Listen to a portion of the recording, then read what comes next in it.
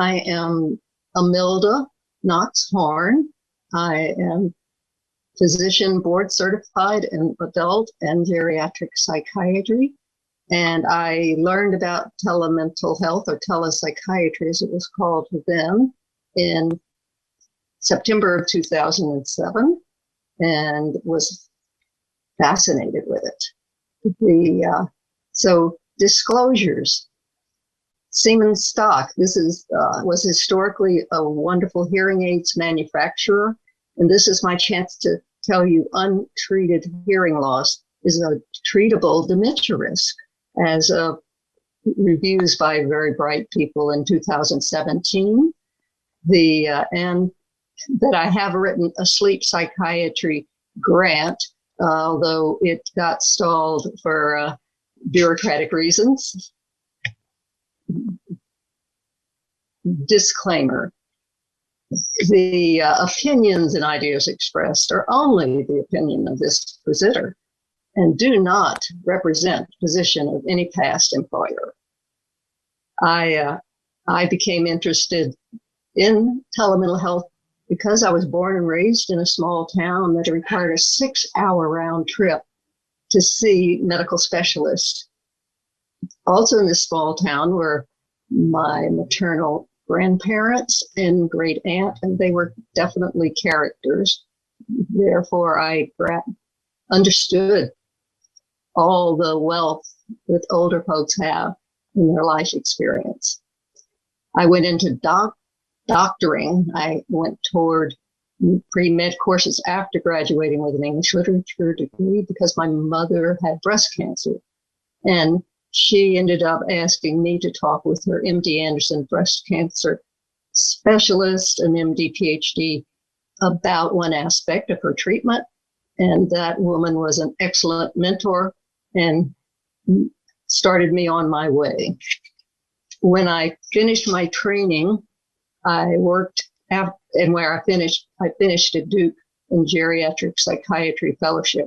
I had a 2-year NIMH fellowship to repay, and I always liked community mental health, so I found the best mental health center in the area where people were happy and had stayed working there for years, and it was a 4-county mental health substance use developmental disability program, which those were the terms back there. It was 45 miles from my home, but I preferred driving there to have a good quality experience than working closer.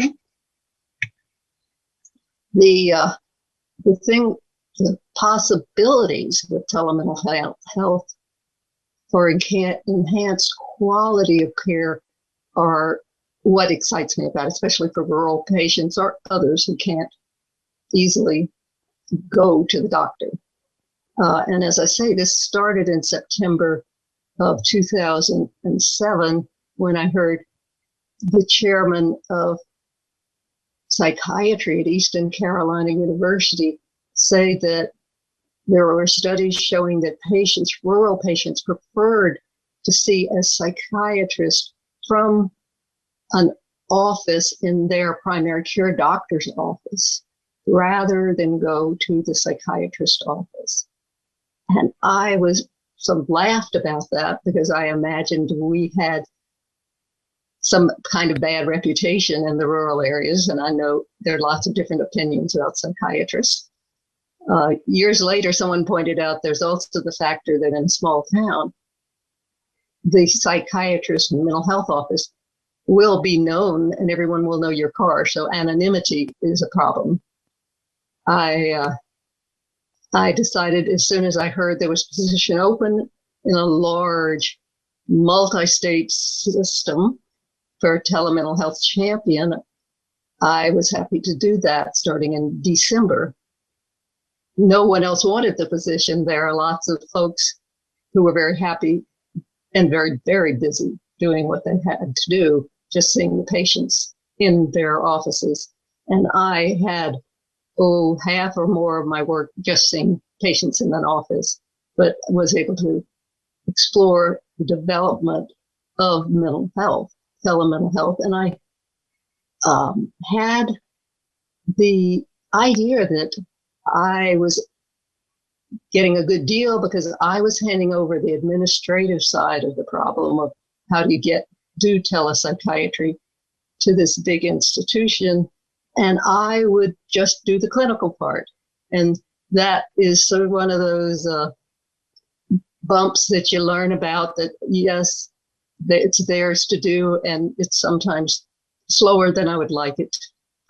And again, potential benefits for the rural patients. Not every psychiatrist wants to drive 2 hours, an hour and a half back and forth to work. And a lot of doctors want to live where they did their training or where their children are being raised, where they have their neighborhood.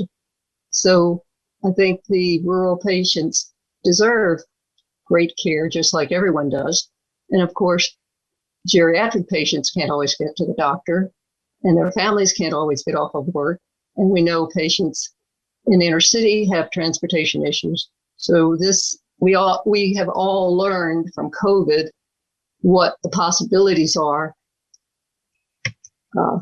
So some aspects of this that I've seen highlighted at conferences that intrigued me, the cultural sensitivity. One conference had showed an ability and advantages of offering patients a psychiatrist or telebehavioral health provider who was fluent in that patient's native language rather than trying a translator. And there was some Fraser clip that was shown to make the point where Fraser's brother was trying to explain in French to a young woman why her fiance had broken up with her. And the explanation that what Fraser was offering was translated incorrectly, very positively toward the woman, so she wouldn't have hurt feelings. And things can happen of that sort with translation when it's in English, but when not. For instance, I won't be working with anyone. I'm not fluent in Spanish, so I wouldn't know what the translator was saying. I also thought, I wanted to mention there's a VA geriatric telepsychiatry webinar that will be in your on-demand presentation list if all goes well. And it describes some really interesting progress. It was presented January of this year, and outpatient devices that, even Fitbits and other things to enhance physical health for patients who are being cared for by their outpatient primary care, and psychiatrists helping also work with the patient in those cases. There were e-consults within veterans' homes over multiple states that the person who was leading that had a policy of getting the e-consult done within a day for the doctor, except when she was on vacation and there was no one to cover for her. There's also long-term care portions of a complex in this hospital system where it's not an outpatient, but it's inpatient. It might be more like nursing home, but and there would be consults there. And then there was training the future residents, occupational therapists, other providers in a busy geriatric psychiatry clinic. And point was made that one could include a lot more of the family by bringing them in virtually, include many more trainees because you can use different rooms with Zoom so that it's not one crowded room. And they were speaking about the advantages, although it's clear that trying to manage seeing people via telehealth And also seeing people walk in with very tight scheduling is pretty amazing. And you have to be brave to go into that. Someday we'll have all the kinks worked out so it's very smooth, perhaps. All right, other interesting telebehavioral presentations after 2008. One of the first I heard so this is sort of the historical retrospective on presentations. Berkeley, University of California, Berkeley, were taking care of their rural California, not North Carolina, rural California women who were breast cancer survivors with breast cancer support groups. And they would have perhaps 3 in one library, 3 in another regional site, 3 someone else. And the Berkeley, California psychologist or social worker would be encouraging the women to take advantage of the support group. And it had a very good effect. At that time, a lot of people had trouble imagining any empathy could be shared through telemental health, thinking it was only geeks and it would ruin the experience. But we all know that films transmit empathy very well, and it depends on who the provider is, how it works, which reminds me that I often forget that I'm in the midst of video conferencing. And one of my older patients, woman said she wanted to give me a hug after the session, but we weren't able to do that. But just about everything else can be managed. One can do cognitive evaluations. One can have a plan for somebody to bring in water if a person's having a panic attack, and on. There was another really interesting presentation in the past about what they call asynchronous telepsychiatry.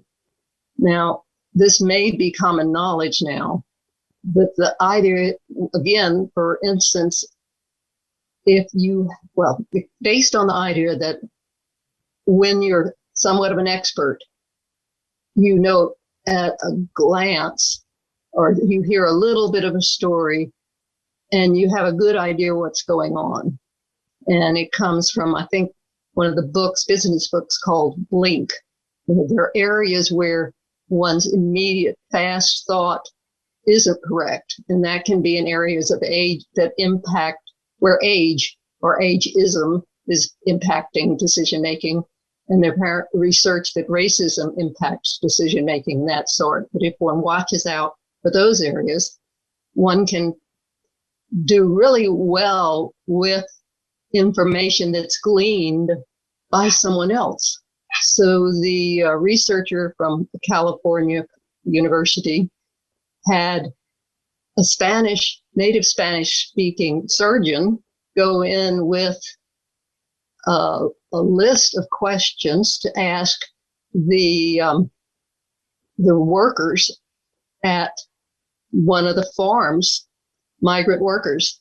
And from the answers that the surgeon translated, again, from his hearing the patient's answer, and the video, which was watched by the psychiatrist, then he found that you could make accurate diagnosis in almost all the cases. They did have a control other person seeing the patients face to face to see whether they were right for a certain number.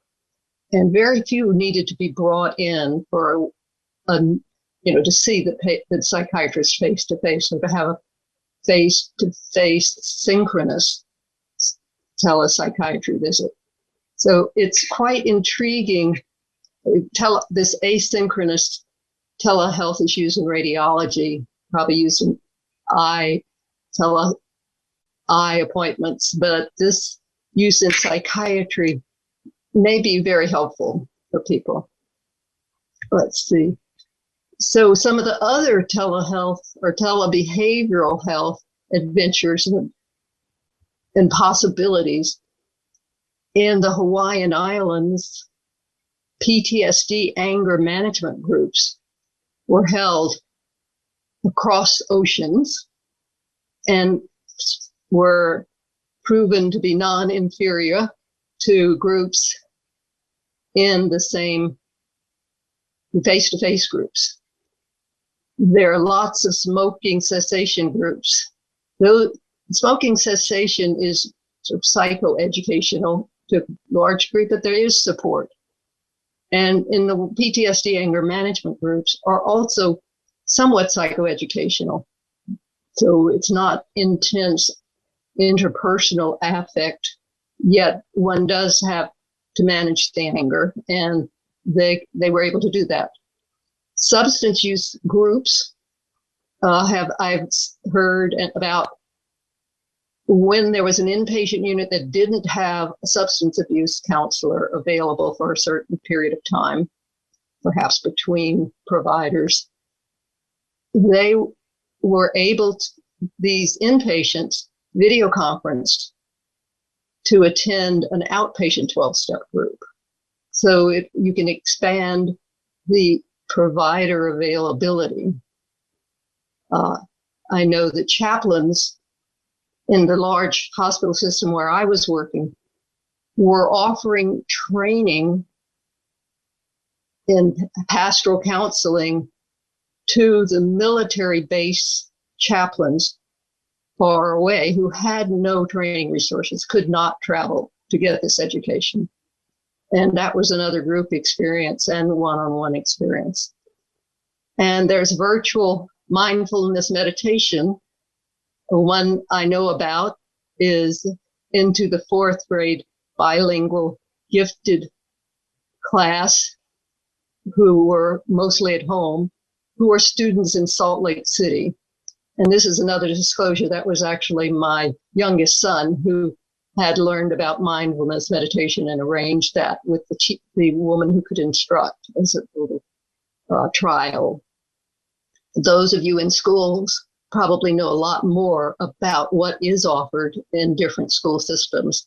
When I came to the summit in 2019, which was my first, my eyes were open to what school-based health was able to do and what programs you had. And I know that physical therapists also are very using telehealth exceptionally well, as much as possible. Occupational therapists, speech therapists.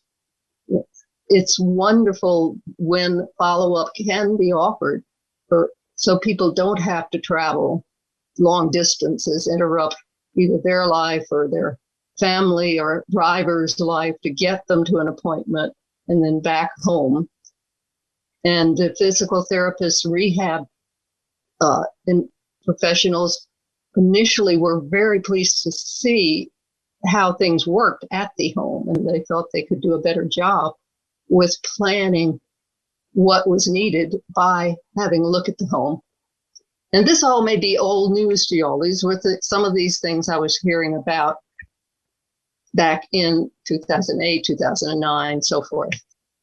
So this is my, this is going to be a next step is going to be the disclosures that have to do with my oldest son. And I know we have many other things we could discuss, bumps on the road. I could have tried to do a poll asking you which of the many challenges has been most difficult in your attempts to do telebehavioral health. I could ask you what's your profession, how long have you been doing this? And I'm coming to this without knowledge of the audience. And I am hoping we'll have a lot of time and questions for me to answer all of your, or try to answer your questions. And I do think that the bumps on the road, one piece I will point out that is ironic is that any of you who've been doing this for longer than a year and a half will know that there's a lot of resistance. Some people just don't understand. They're so busy taking care of the patients who walk into the office. Their brains were not open to why use video conferencing. And COVID changed that. I would never have guessed that the whole nation would be having to offer telehealth or nothing, pretty much. So we just never know what's around the block or corner. I sometimes reflect when I'm discouraged that, there's so many moving parts in every system. How does it ever work? And then I reflect on medical school training. I did medical school after I had read Pilgrim at Tinker Creek by Annie Dillard.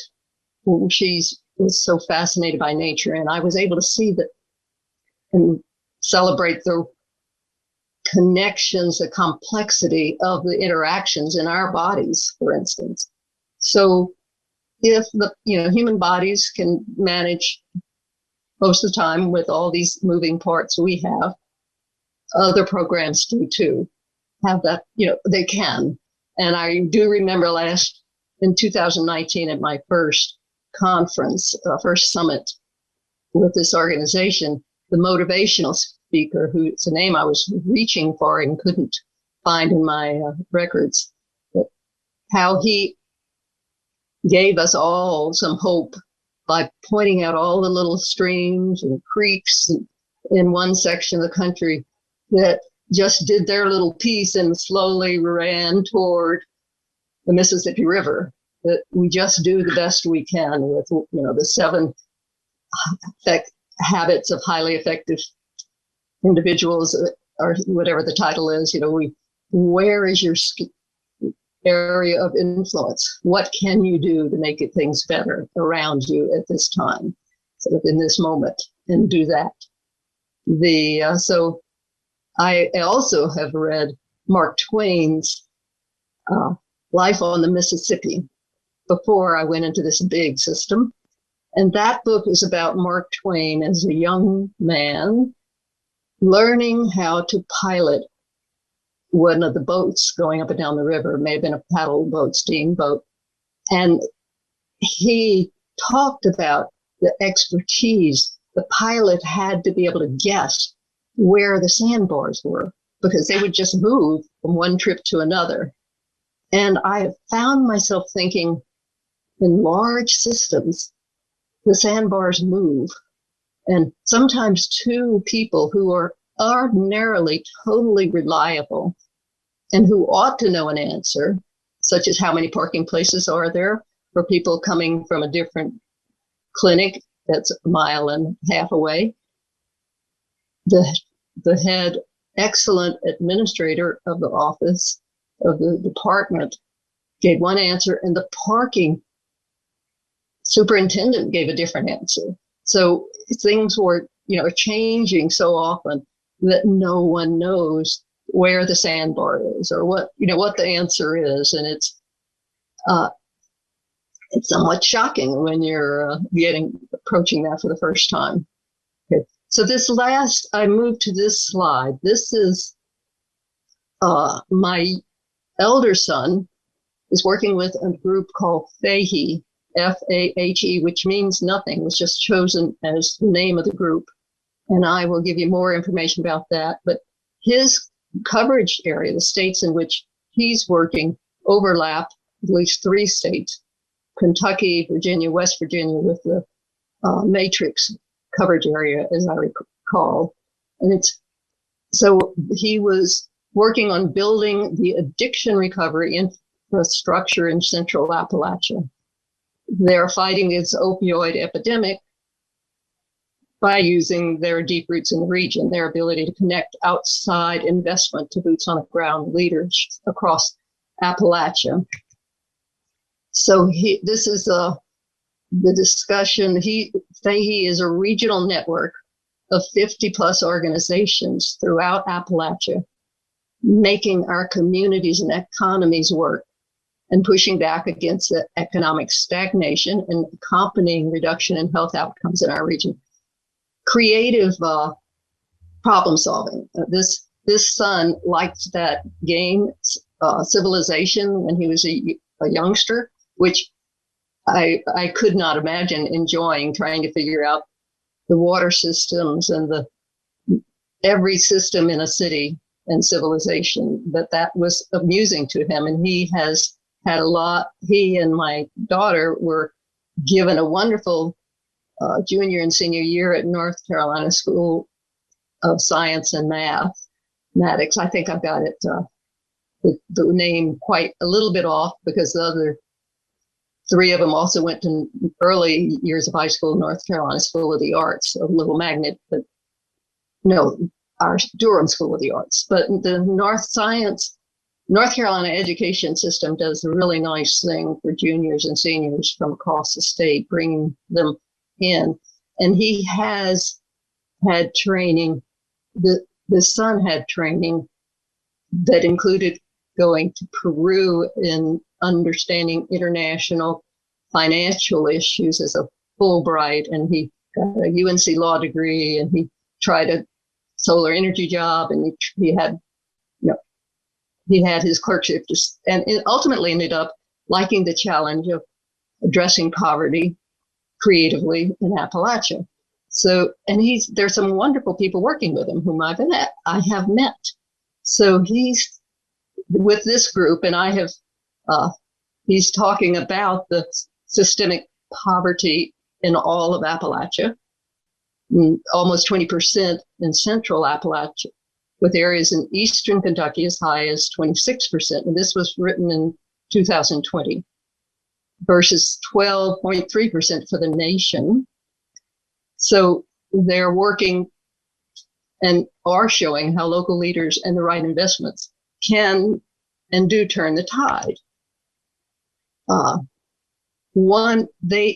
I asked him what his biggest wish would be right now for their program. And he said broadband. And they actually have a paper with their statement on broadband. They haven't started telehealth, but they have done something for healthcare. And this may be one of the possibilities to work with the Fahey health-related groups toward offering more care. For one, points out that there's improving health require broad public-private partnerships in housing and employment. In Whitesburg, Kentucky, which is a persistent poverty town of 2,200 in the mountains of far eastern Kentucky, is home to an example. It's one of the 3 Appalachia Health Squad pilots. This outreach program assesses and improves homes through energy audits and repairs, reducing energy costs in a region with an abundance of substandard and unhealthy housing that makes utility bills an increasing part of the housing cost burden in Appalachia. So there's a direct health investment. Fahey collaborates to develop residential treatment facilities that result in recovery opportunities.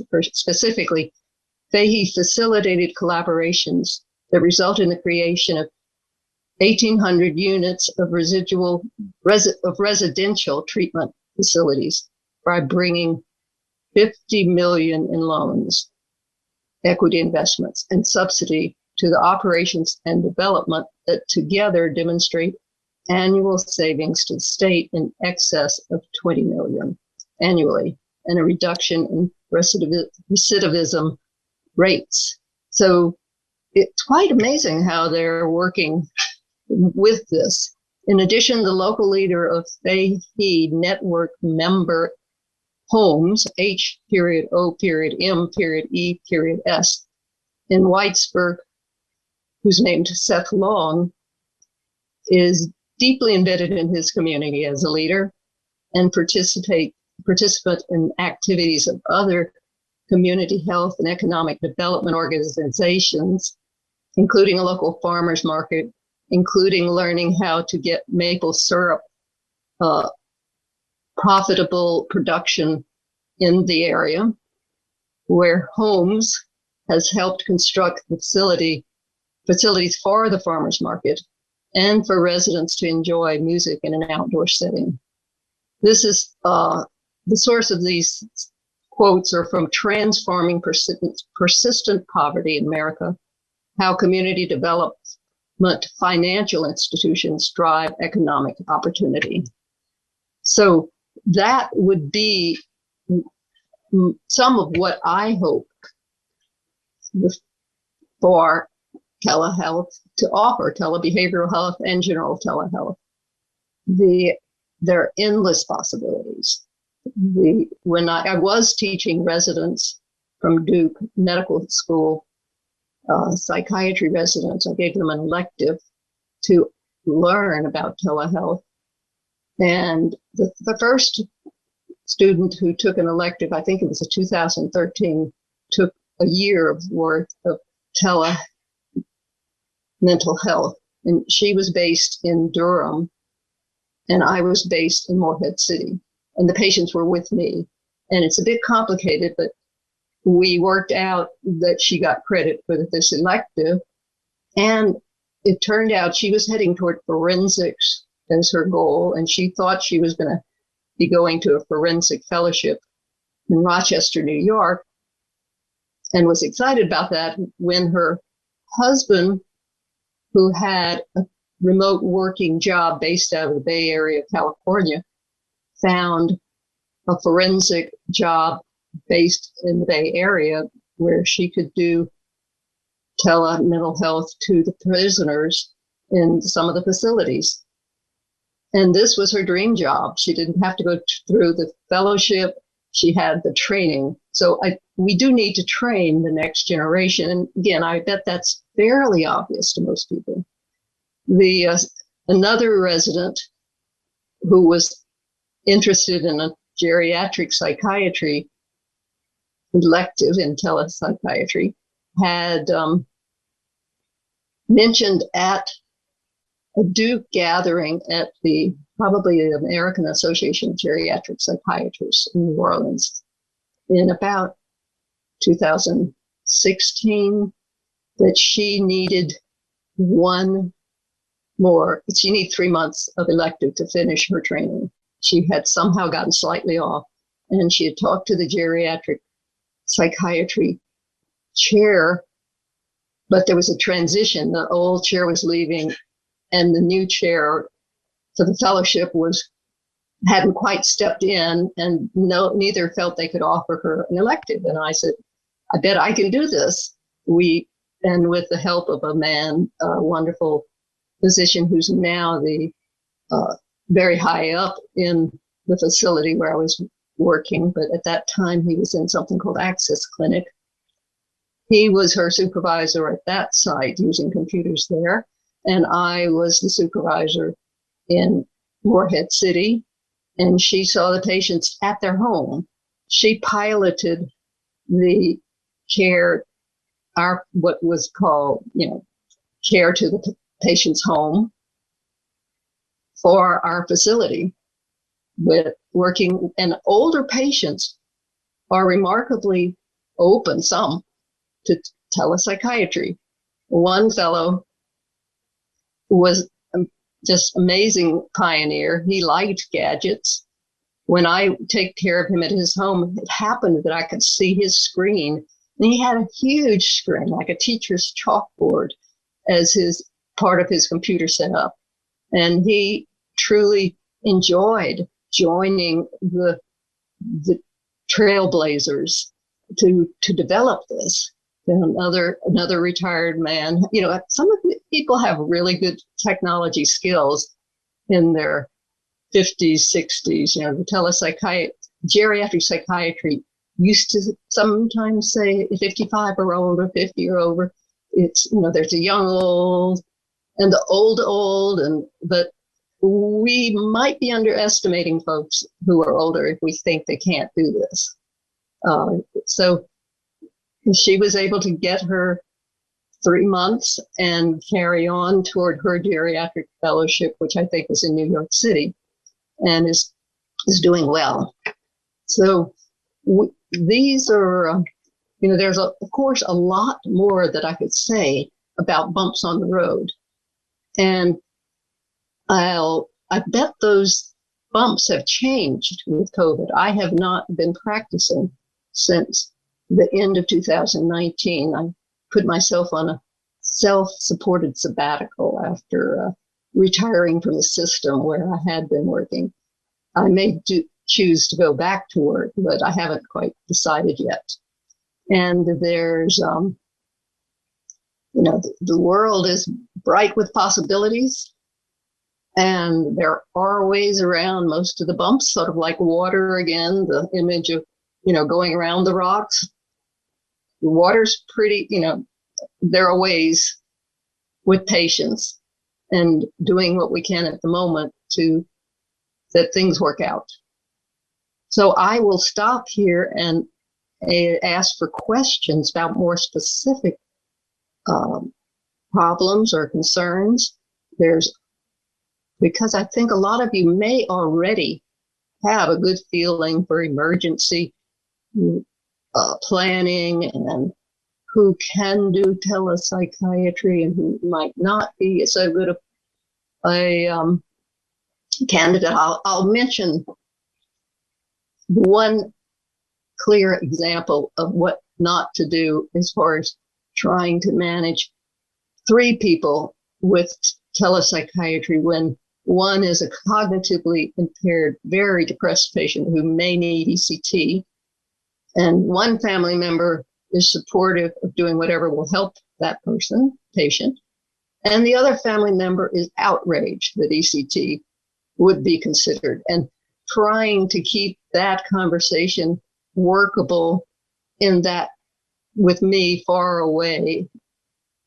It probably wouldn't have worked even if I was right there. I probably just needed to back off once I gathered there was this much discord in the family members, and start with the patient, which I tried to do by just focusing in on the patient, but they weren't going to allow that. So if I had been on site, or if I had a nurse at that time or a telemental health clerk who could help take the family members out while I talked to the patient to determine what he wanted, it could have worked. So, again, that you can do cognitive eval. There's a lot you can do. You can do groups, as we talked about. And I have done med management groups. I learned about that in the Community Mental Health Center from a 4th-year resident who was the chief resident at UNC on the schizophrenia unit. And she had done groups with patients all with psychosis, talking about their medicines and offering some supportive work and behavioral change work. And so we tried that, and it was wonderful. It actually was something I've continued throughout my work after the 7 years when I left the Community Mental Health Center 7 years later, after there was a change in leadership and the state was decimating the community mental health centers. We lost the wonderful leadership of a man who had been a chaplain at a state hospital and then gone into the work at the community health center. And he was someone who found a way to make every person feel valued for their gifts. So, but people, the isolated folks with schizophrenia are so relieved to hear they're not the only ones. People can support each other. And I've learned things that I'd rather tell people in a group about sleep-related breathing disorders like sleep apnea impacting mental health, and people who complain about insomnia and depression and perhaps PTSD and are on 5 or more psychiatric medicines when I first meet them. And I can read the notes of 2 previous very talented psychiatrists who tried everything.